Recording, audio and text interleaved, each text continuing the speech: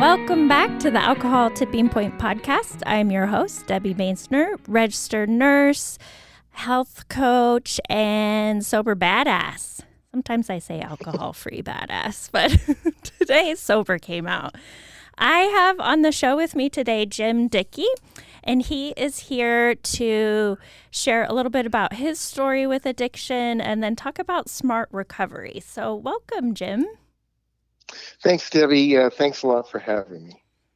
Thank you for coming on the show. Now, tell me a little bit about who you are and what you do. Okay, as you said, my name is Jim Dickey, and I'm a smart recovery facilitator. And I've been doing this since about 2010. Like so many of us in the recovery field, I'm also in recovery myself. Okay, and then what has your experience been with addiction? Well, the first drug I used was alcohol, and I'm, like a lot of other people, I did not drink to get social, and I did not drink in moderation. I drank to get drunk, and pretty much succeeded every time. So alcohol was the first drug I abused, and that abused me. I started its use in high school. And then when I was getting ready to go to college in that summer before I started, I was hanging out with a group of 1965 hippies, and I was introduced to marijuana and loved it and loved the atmosphere, and consumed that, and then hung around with these people, and we did all the hippie drugs, LSD, and pretty much any psychedelic that I could get my hands on, and all the cannabis substitutes, and hashish and anything else. And then I went to college, and I started dabbling in harder drugs, cocaine, methamphetamine, and heroin, but just little bits of it. And I got married after about 3 years of college and dropped out. And that's when my alcoholism got worse. I found that I was when I drank, I was super aggressive and occasionally abusive. My wife and I got into lots of fights, and sometimes police were called. And we started using cocaine a lot. And that was probably starting around the 1970s. And I used cocaine in all its forms, mostly snorting at first, and then making coke base out of it. And we got addicted to that. And I was always dealing the drugs that I use. I use it as a method of supporting myself. And I finally started getting just tired of cocaine and the jangly feelings. And I started using heroin right around the same time that my wife and I broke up. And then I got addicted to heroin for about 12 years. And probably the last 5 of those years, I would try and stop using, and I just didn't seem to be able to quit on my own. And finally, in 1989, I got into a rehab called the New Bridge Foundation in Berkeley. And by that time, I was just so ready to give up on that whole lifestyle that it was kind of easy. I didn't feel any longing for any of the drugs that I'd used in the past. I just felt kind of elated that it was all behind me. So that's pretty much a summary of my drug use during those years. And so after your rehab in '89, have you been sober since from all substances? Yeah, I have. That's great. I, yeah, well, it's easy. Sometimes people say, "Oh, congratulations," all that stuff, and I always say, "Well, yeah, I was smart enough to pull my hand out of the fire, so I'm Oh. a freaking genius." So, so, it actually it wasn't a struggle. After that point, I feel like I was thoroughly cooked, and I did 12 step for the first 5 years of my recovery, and then I stopped going to any kind of meetings, and I was married to my second wife at the time, and uh, she became pregnant, and that's when I stopped going to meetings, and I concentrated on a career and taking care of my children and my wife. And then where did Smart Recovery come in? I had a friend that I had met at Newbridge, actually, and he told me about Smart Recovery, that there was this program that was science based. And at the time, I was retired from my job.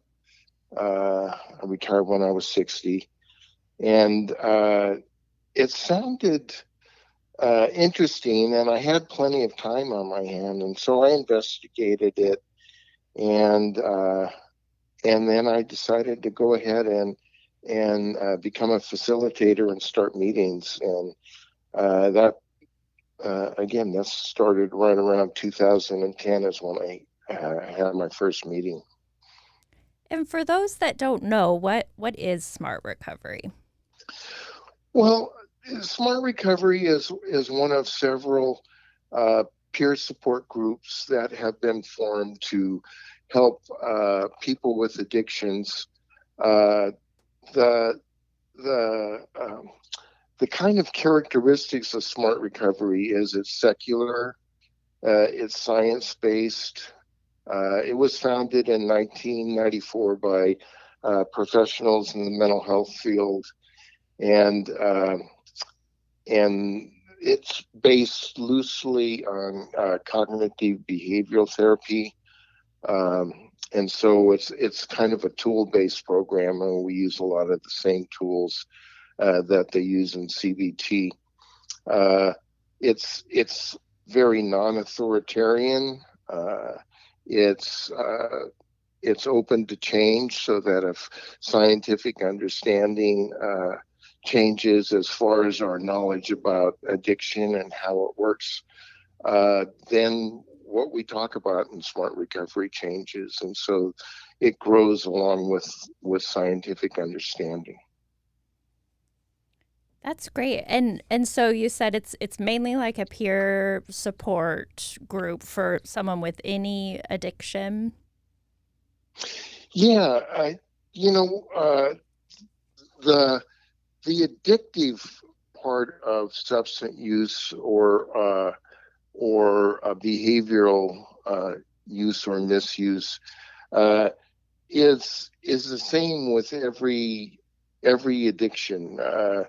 It's basically how dopamine works on the reward systems of our brains, and the each particular substance like alcohol or cocaine or anything else, they all have their own type of withdrawal, and they all have peculiarities, like things that are individual to them, as far as what kinds of triggers set us off and what types of cravings we have.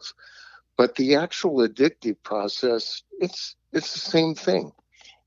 We basically always, uh, there's no such thing as addiction without dopamine. Dopamine is what produces craving, and and produces all addictions.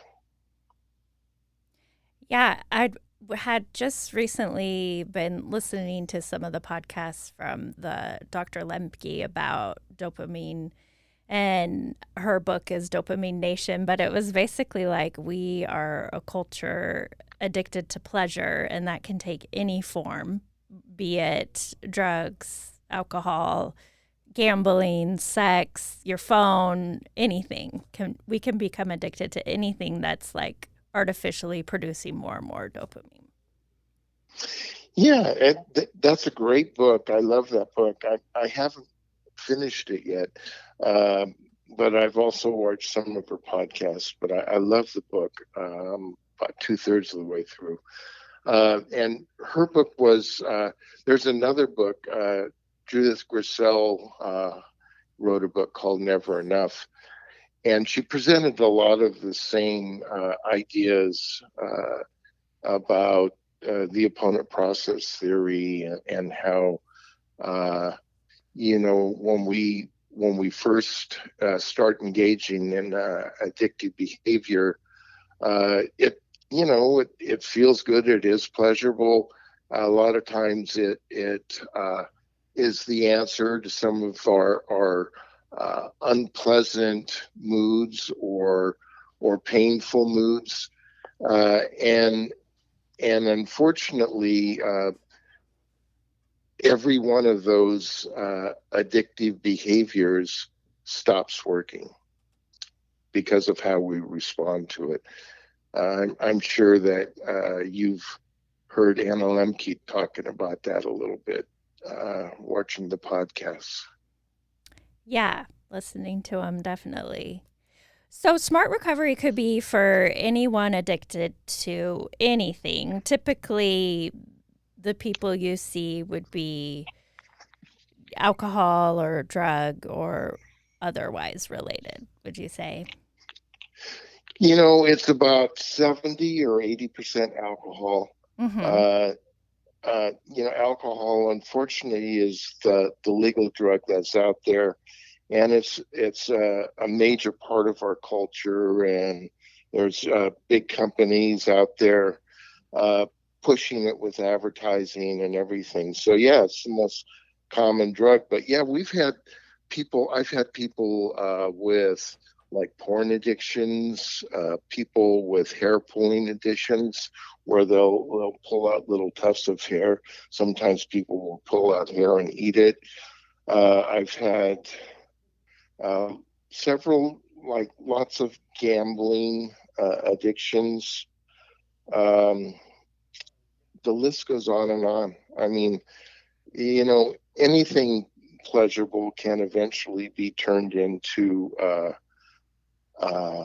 an addiction. Anna Lemke was talking. I just saw that this morning. She was talking about this one woman who quit drinking alcohol, but she found that drinking water soothed her, and then she eventually ended up drinking water addictively. which Wow. which is really weird. And that was someone who ended up, committing suicide. And Yeah. that's one of the big uh, threats that all people with addictions have to worry about, especially like gambling is one of those really difficult addictions that people have a hard time quitting, and they're really susceptible to suicide. Yeah, anything to get out of the pain. Yeah, exactly. Well, how does a meeting work? Well, there's several types of smart recovery meetings. Uh, at some of our meetings, there's a people, we go around the room and people do 1 to 3 minute check-ins. If anyone's having a particularly harrowing week, or if they are uh, worried about their sobriety, or if they've relapsed, they might want to talk a little bit longer. about the group. And generally at these type of meetings, there's a little feedback, but not a lot. And then the facilitator will present one or two of the smart recovery tools that people can use that will help them in their recoveries. Other times, it's a little bit less formal than that. In my meetings, we generally do an extended check-in, and after a person finishes checking in, there's feedback and crosstalk. Smart recovery actually encourages crosstalk, and people. We try not to give advice, but we also talk about our own experiences in regards to what the person has just said in their check-in. And if their check-in indicates they could use a particular tool from Smart Recovery, I or somebody else in the group will present that tool, talk about it a little bit, and then I've been doing Zoom now ever since the pandemic started. So we'll put like a Word doc or some kind of information in the chat box, and people can read how to use that tool after the meeting. If they have any questions, they'll either bring them to the next meeting or they'll get in touch with me through email. So it sounds like there's like some real actionable things that you can do with the tools. Yeah, as a matter of fact, the tools themselves are all actionable. They're all like things that people work through.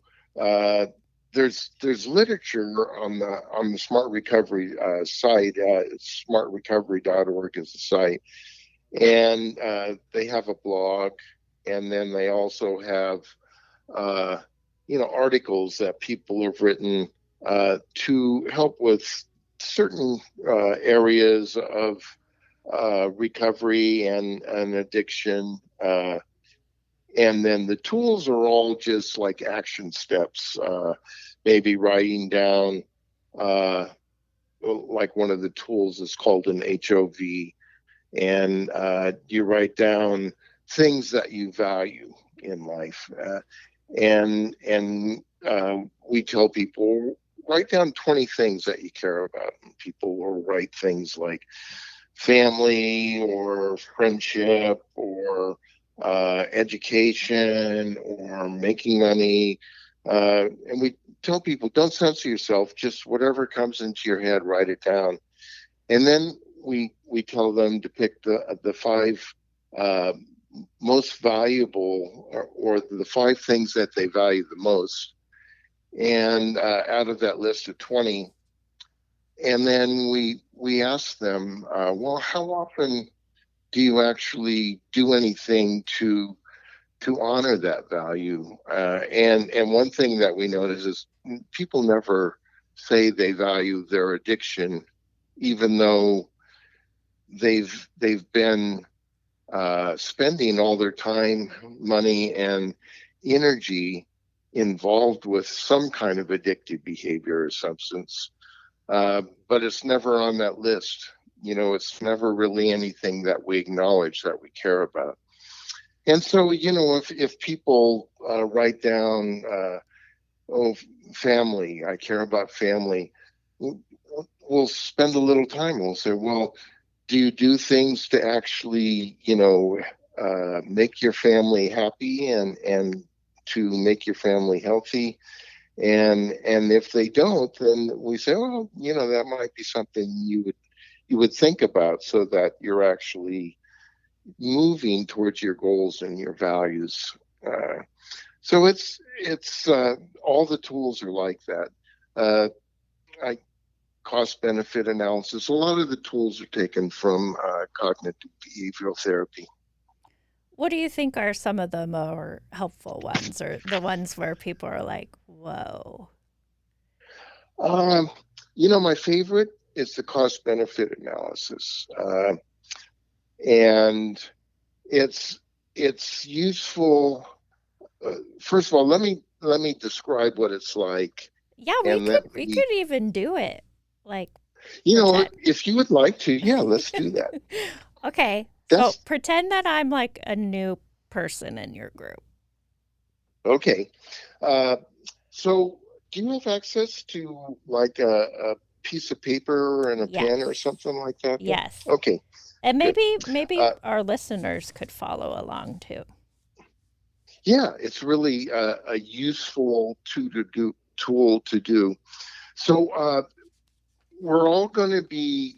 I want to kind of make it easy so that people get an idea of how this works. Yes. So the first thing you do is you get a blank piece of paper and you start in the middle of the top of the paper and draw a straight line down to the bottom of the paper. And then you start on the left-hand side and go to the right. And if you're left-handed, it's okay if you do the opposite. and, and so the whole idea is, so now you've got 4 boxes. And I want you to label the boxes. And so the box in the upper left, just write the word at the top of the box, advantages. Mm-hmm. And then on the upper right, write disadvantages. Okay. And then in the box in the lower left, write advantages. And again, disadvantages. And in the middle of the 2 upper boxes, write using or doing at the very top. Okay. And the bottom, at the top of the 2 bottom boxes, write abstaining. Okay, so now we've got 4 boxes. The advantages of using on the upper left, the advantages and then the disadvantages of using, and in the lower left we have the advantages of abstaining, and the lower right, disadvantages of abstaining. So now what I like to do, I'm going to give you an example, although what you would do is typically what people do is they talk, let's say they're trying to decide, do I want to give up my addiction or do I not want to give up my addiction? So I want you to go back to when you were deciding that you wanted to stop. Have you decided you wanted to stop, or do you actually think of this as like taking a break from drinking? Me personally? Yep. Oh, I'm done, Jim. I'm done. I left that. We got divorced. It'll be 2 years. January 1st. Woo! Wow. Yeah. Yeah. But I was like on that, taking a break for a long time before I got to the point where I was like, yeah, I'm done. Peace out. Well, and that's how we decide things. We try them out and see if they Mm-hmm. work, and if they don't work, we say, okay, so screw it, I'll go back to where I was. And if they do work, we say, oh, yeah, I'm done, like you just did. So let's go back to that time when you were thinking about your addiction and maybe still not quite decided. So what were some of the advantages that you got out of drinking? Yeah, so I felt that it relaxed me. Okay. I liked the social part. I like Social lubricant kind of, right? Yeah, I liked being like part of the group. Yeah, okay. Um and I liked just being able to check out. I liked numbing out. Yeah, that I think those are things that I hear over and over and over Mm-hmm. again. Um, Generally, did did uh, did you used to be an anxious person, or did you use alcohol to relieve anxiety? I didn't. I would say my biggest thing was, especially when the kids were younger, was I wanted to I could physically be there, but mentally check out. So it was more, I mean, I guess maybe it was a little bit of anxiety, but it was mainly having a break from How old were life. your kids? They weren't really little. It was the worst when they were like between when my youngest was 1 and my other daughter was 3 years old, and I stopped breastfeeding, and then I went all in on drinking pretty much for the next 6 years, and then tried to quit for another like 5 years. God, Yeah.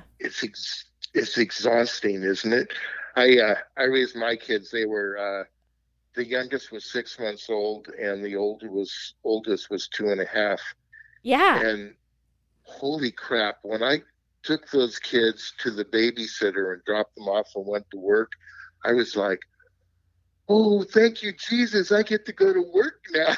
Oh, see, I didn't work. I stayed home, which I loved, and I don't regret. And I wasn't like an awful mother, but it wasn't making me a great mom. That's for sure. I thought it was making it easier, but it was making it harder. Well, that's the problem, especially with alcohol, is it kind of removes inhibitions and distorts our thinking about stuff. We can fool ourselves into thinking just about anything Hmm. when we're drinking. So I'm gonna talk about things that I frequently see in this box. Yes. Uh, just so that if there's other people out there listening, they might hear one of theirs. So a lot of people say it makes sex easier Mm. because of that same thing. You get rid of your inhibitions, and you you're just not as critical about a lot of things. People talk about it makes it easier to dance. It relieves anxiety. It gives me relief from my depression. Uh, that uh, it just makes me easier to get along with, and it makes me enjoy my life more. So those are just some of the things that people would typically put into that box. uh, so now let's go on over to the top right. And so what are the advantages of stopping? And that I typically tell people, well, think about you know uh, the risk that is an advantage. Like it could be that you've never had to go to jail or been arrested in your addiction, but that's still a risk that you're avoiding when you give up your addiction. So, what kinds of things did did stopping? What are some of the advantages of stopping for you? Oh, okay. So we're in the bottom left corner, right? Um, I mean, no, correct. actually, yeah. I'm sorry. The disadvantages of using. Oh, the disadvantages of using. Yeah, Okay, yeah. yeah. Hangovers for sure. Okay, Uh, anxiety. I guess I did get anxiety the next day. Um, that's typical. Fights with my husband.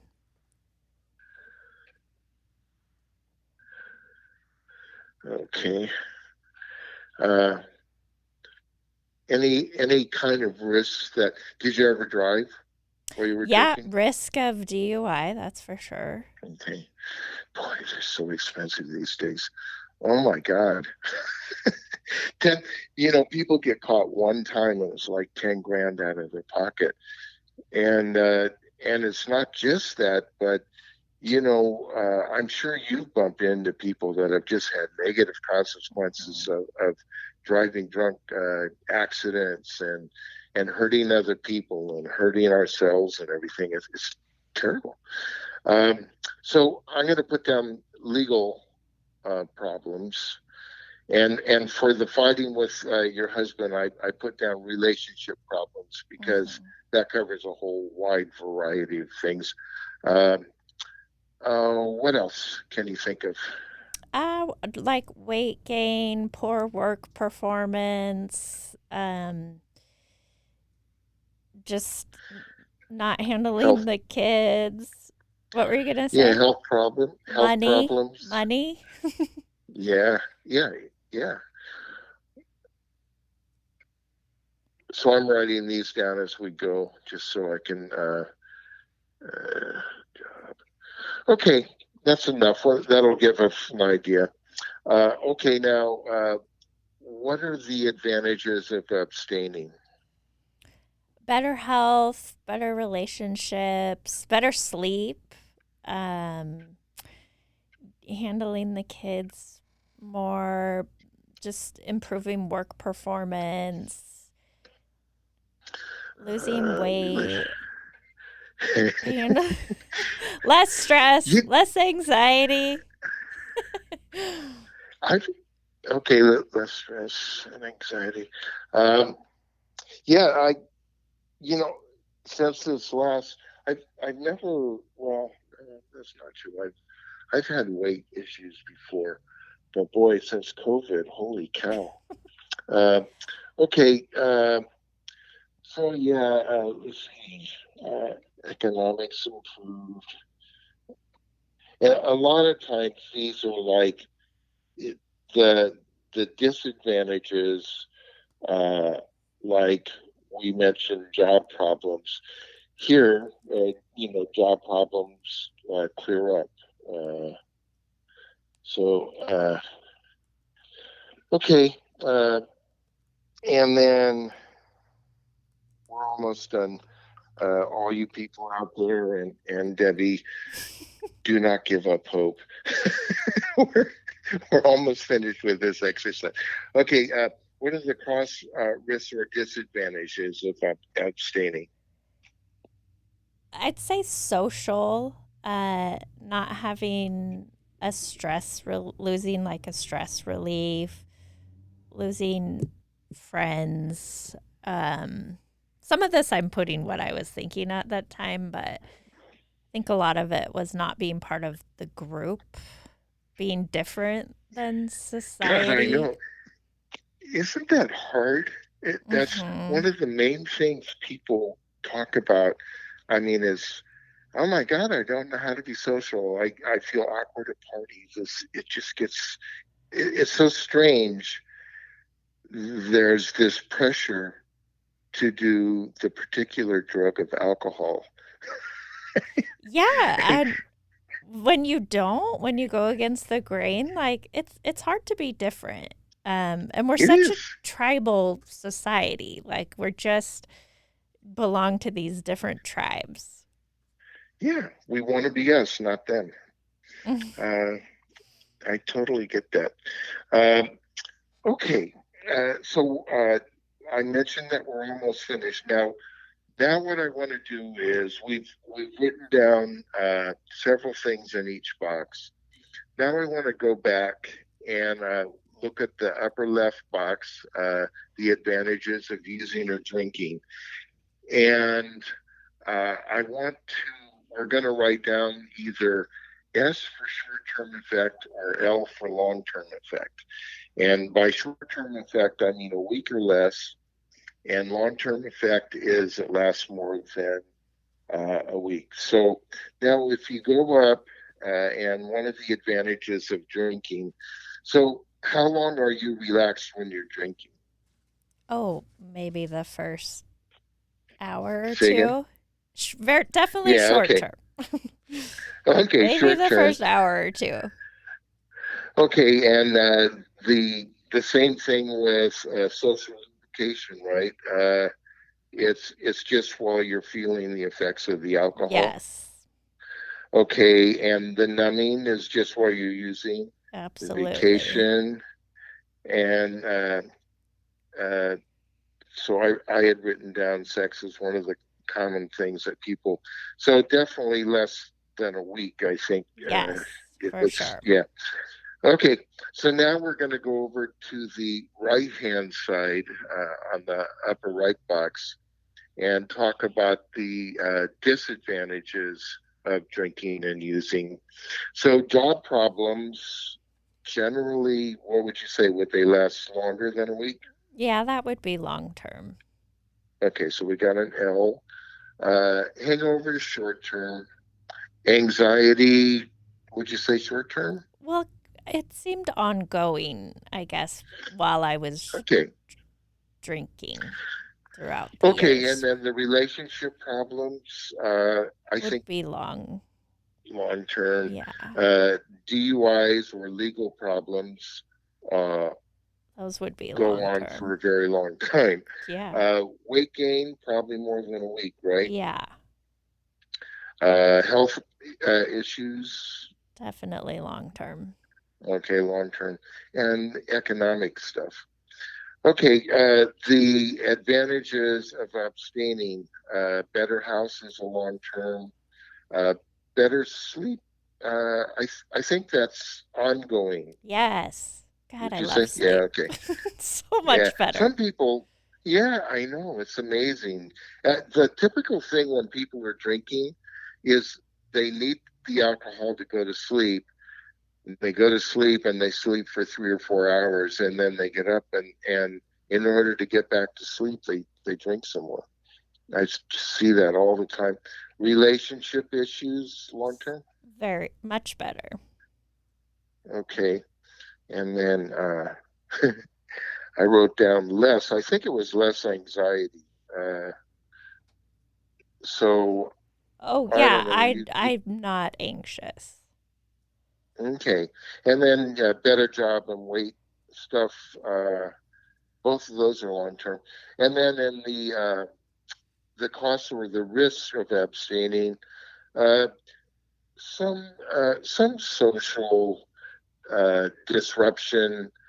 I think it lasts longer than a week, but I also think, did you find it for you? It was just an issue uh, of getting used to interacting with people without alcohol. I think so. I think it was also going to events where normally you would have drank and you're not, like going to the hockey game or going to a wedding or it's kind of like or having your first holiday together. Like I I think that once you get used to not having alcohol, then it becomes your new norm. So I would say that has definitely gotten better. Also, it was weird to, really be solid sober in during the pandemic. I guess it was maybe even a blessing because you just didn't have to deal socially as much. Yeah, that's true. Uh, yeah, the pandemic is definitely throwing a monkey wrench into things. I'm glad you were able to stay sober during that time. It's been really challenging for a lot of people that come to my meetings. Uh, so the friends that you lost, did I take it was just some friends, but you You know, maintained relationship? yeah, I wouldn't say that I really lost friends. I would say I develop different connections with friends and more meaning. Yeah, I think that's most people's experience, Hmm. that it's not really an impediment, although, some people, it's like a big part of their relationship to us. And when we change that relationship, I think it discombobulates them for a little while. They're like, what? I don't know how to interact with this person, and what we used to do and talk about it all, it centered around the campfire of drinking. But Yeah. but what happens is we develop new ways of interacting with people, and we're actually, more interesting and funnier and dance better when we're not drinking, although nobody thinks that at the time. Uh, okay, so now if we look at this list, uh, it's we see that almost everything in everybody's list they're going to look at the advantages of drinking or using. They're in short term. They just last as long as we are experiencing the effects of the alcohol. Whereas if we look at the disadvantages of drinking and using, they're mostly like long term major effects upon our lives.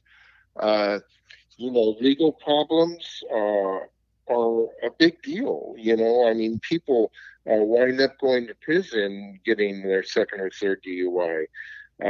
Health consequences, damaged livers, people with wet brain. Oh my God, what a nightmare!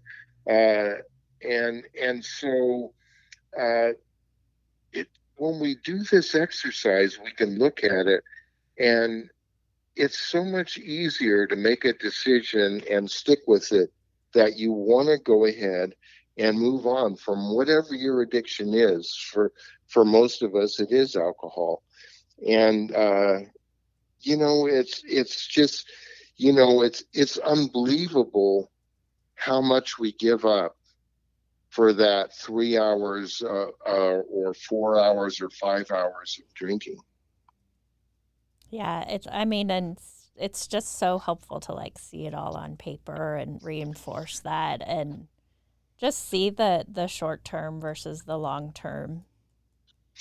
So, so it is, and so generally what we do is I always tell people write it out longhand that it doesn't work if you just think about it, and it doesn't work if you type it because uh, we have a tendency when we're typing things, it goes from our eyes to our fingers and or like a short brief thing from our brain to our fingers.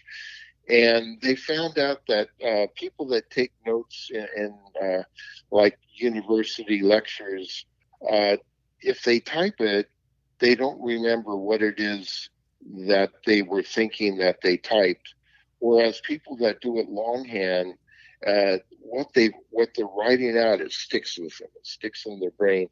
And so I don't use this tool simply to uh, to make the decision clear. I use this tool to kind of retrain our emotional brain uh, because when people write it out, you were saying I used to have arguments with my husband. Well, when you write that out, that produces an emotional response. And it's getting at that emotional brain where our decisions basically they kind of start out down low and come out into our consciousness. And that's the rub of addictions is that they're not logical decisions. We might make a logical decision to not use or drink, but the actual motivation of drinking, that's all tied up in the reward centers of our brain and kind of the emotional parts of our brain that don't even use words. They're just urges. Mm-hmm. So I tell people do one of these once a day for the first 30 days, and I've had a lot of people. It was exactly what got them over the edge. That's great. And so it's called a cost benefit analysis. Right. And you mentioned that all these tools can be found on smartrecovery.org. Is that right? Yeah, they can. They're also there's a handbook that I recommend to all the people that I attend my meetings. You can get an e-copy from Amazon, or you can have them send you a handbook by ordering on the website. And there's also you can go to the website and there's a toolbox tab that you can click on, and the tools are presented and explained. And they're just, there's a bunch of really useful tools. There's a tool called the ABC tool, and there's a tool called the HOV, the hierarchy of values tool that we talked about earlier. And there's probably 15 or 20 tools in that toolbox. Yeah, it's so great. And it's all free unless you buy the handbook. Yeah, it is. And the meetings are free and you can find them on that site also.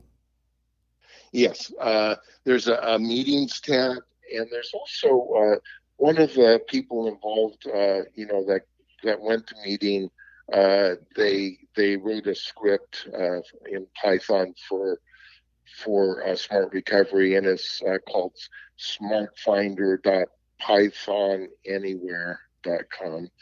Or you can just go to the website, and there's a meeting tab there, and it'll show you where the meetings are located. Most of our meetings are on Zoom now.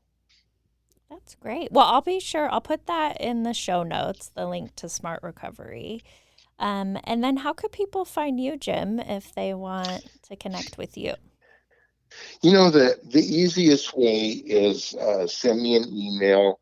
My email address is jim@jdickey.com. So that's JIM@JDICKEY.com. And then I have a website called reptiledysfunction.org. But unfortunately, I used to have it so that you could contact me through that website and leave comments. And for every one comment that I got about 1,000 sort of spam requests. I thought you were going to say you got something from like the Reptile Society. Wait, so it's called Reptile Dysfunction. I love that name. .org. Yeah, that's it. And I started that website probably around 2011 or 2012. And I still go in and update it. I was looking at it yesterday. I was updating one of my pages, and I noticed one of the links was broken. So I got to go in and fix that sometime today. But and I'm always happy to see people. I'm starting a face-to-face meeting in Alameda on Wednesdays. Wednesday night at this little place called the Home of Truth in Alameda. It's a sort of a spiritualist church. Been around a long time. Yeah.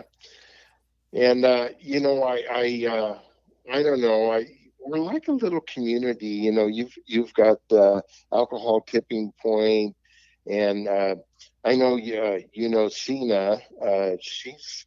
She's involved in. She's really active on a lot of Facebook pages and stuff.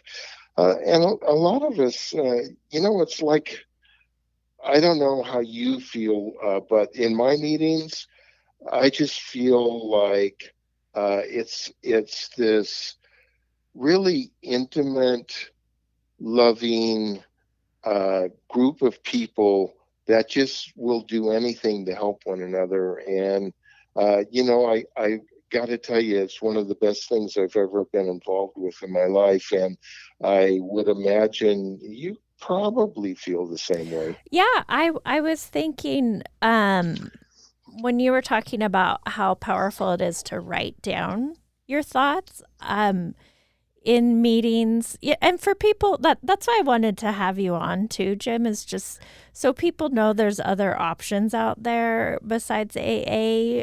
Smart Recovery is a great option. That meetings are just a lovely way to connect. And we talked a lot about feeling like you were not part of the tribe of drinkers, but there's a tribe of sober people out there that are pretty damn cool.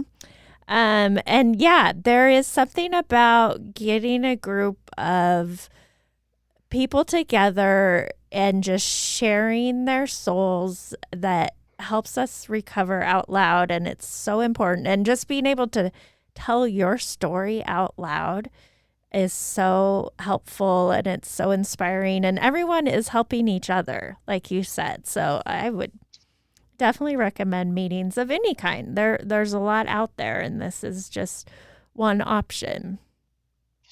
Yeah, I mean, there really are. Just, there's I don't know, there's Buddhist groups, and there's atheist groups, and there's religious groups, but they're all based on the same thing, of everybody, holding one another's hands and helping one another up out of, it's addiction is slavery, and we help one another up and out of it. And I don't know. I think it's just a really interesting thing. And I think what's important for people, they need to find a meeting, a group of people where they feel comfortable. Yeah. If you're comfortable with 12-step and it's working for you, 12-step is your thing, and you go with that. And if you want to like meeting surf and try different types of meetings, you might want to do refuge recovery or life ring or smart recovery. And there's just so many resources out there. And the main thing is, if you align with one particular group or something like that, then that's your group. Yeah. Find your people.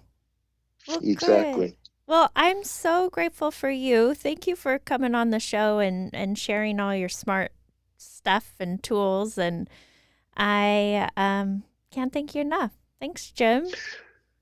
Well, thanks, Debbie, for having me. And I just had a really good time talking to you. And I'm really glad that you asked me to come on. Excellent. Well, happy holidays to you and your family. Same to you, Debbie. Okay. Take care. We'll be in touch. Okay. Bye-bye. Bye. Attention, Idaho and California residents. If you're shopping for a mortgage, contact PacFi, a mortgage brokerage with the top wholesale lenders in the nation. They are committed to simplifying the mortgage process, saving you time and money. Call 858-442-7048 or visit pacfi.com. NMLS number 1462943, Equal Housing Lender. Hey everyone, thank you so much for listening to this episode of the Alcohol Tipping Point. I'm always here for you guys, so please feel free to reach out and talk to me on Instagram at Alcohol Tipping Point, and check out my website, alcoholtippingpoint.com. Again, I hope you can use these tips we talked about for the rest of your week. And until then, see you next time.